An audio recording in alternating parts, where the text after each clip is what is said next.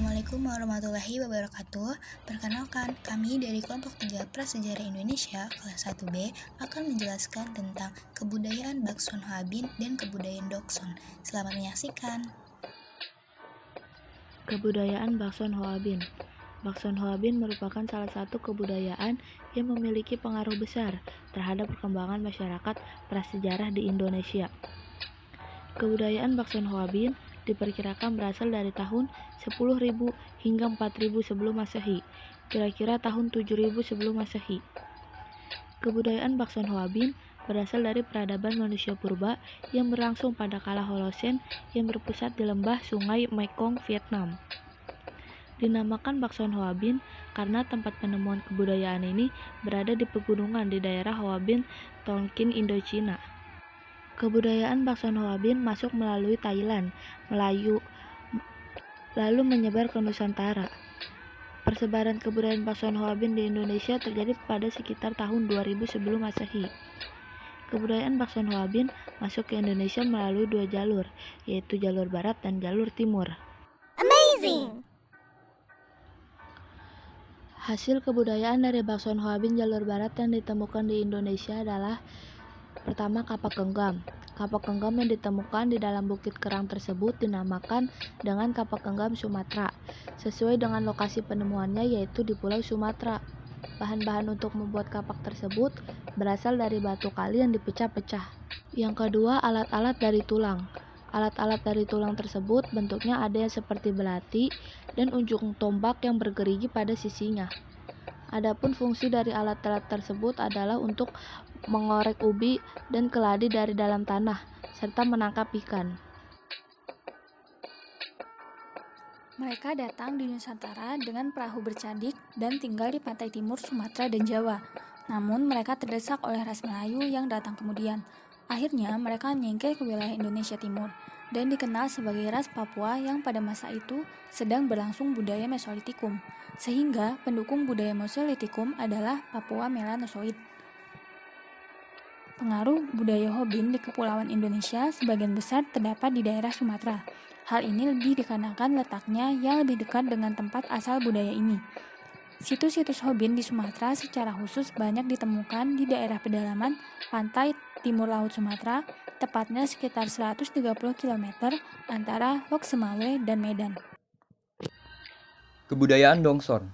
Dokson adalah nama daerah di Tonkin. Daerah ini merupakan pusat kebudayaan perunggu di Asia Tenggara. Diperkirakan, kebudayaan ini berlangsung pada tahun 1500 sebelum Masehi sampai 500 sebelum Masehi. Bertempat di kawasan Sungai Ma, Vietnam. Kebudayaan Dokson ini berawal dari evolusi kebudayaan Austronesia.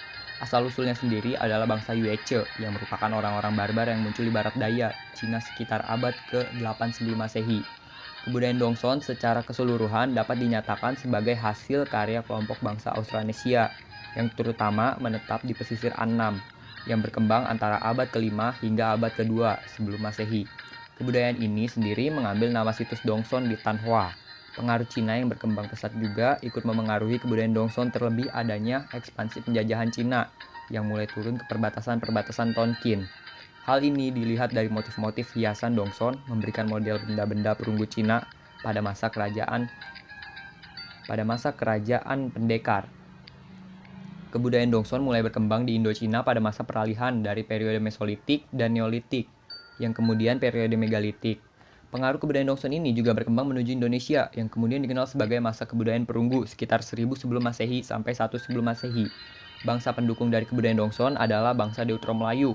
Pada perkembangannya, bangsa Deutero Melayu menyebarkan kebudayaan zaman perunggu hingga ke seluruh wilayah Asia Tenggara, termasuk Indonesia. Bangsa Deutero Melayu melakukan persebaran kebudayaan Dokson ke Indonesia melalui jalur barat, yaitu Vietnam, Malaysia, Sumatera, Nusantara. Kedatangan bangsa Deutero Melayu ke Indonesia berlangsung pada sekitar tahun 500 sebelum Masehi. Pada tahun 1920 ditemukan alat-alat perunggu diperkirakan berkaitan dengan kebudayaan Yunan, sebelah barat daya Cina, dan berbagai tempat di Indonesia. Hal ini dikarenakan benda-benda logam yang ditemukan di wilayah Indonesia pada umumnya bercorak Dokson, bukan mendapat pengaruh budaya logam dari Cina maupun Indonesia. Pengaruh budaya Dongson di Indonesia berupa sistem teknologi dan kesenian, sistem kepercayaan, ilmu pengetahuan, dan sistem ekonomi. Dalam sistem teknologi dan kesenian, hasil kebudayaan Dongson yang dapat ditemukan di Indonesia antara lain, yang pertama ada nekara perunggu.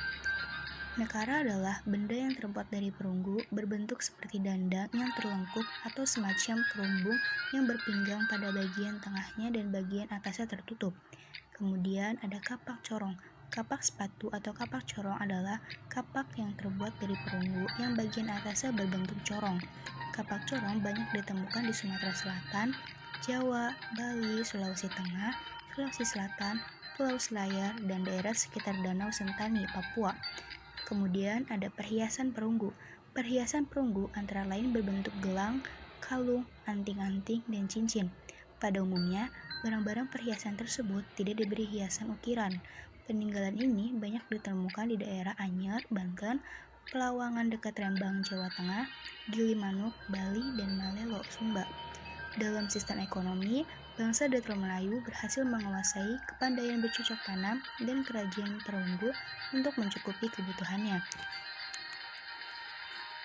Sedangkan dalam sistem kepercayaan, mereka telah menganut kepercayaan animisme dan dinamisme. Dalam bidang ilmu pengetahuan, bangsa Datro Melayu telah mengenal sistem astronomi, keterampilan berlayar, dan keterampilan membuat perahu. Hal inilah yang nantinya menjadi dasar dari peradaban klasik di Indonesia. Oke, cukup sekian yang dapat kami sampaikan. Kurang lebihnya mohon maaf. Wassalamualaikum warahmatullahi wabarakatuh.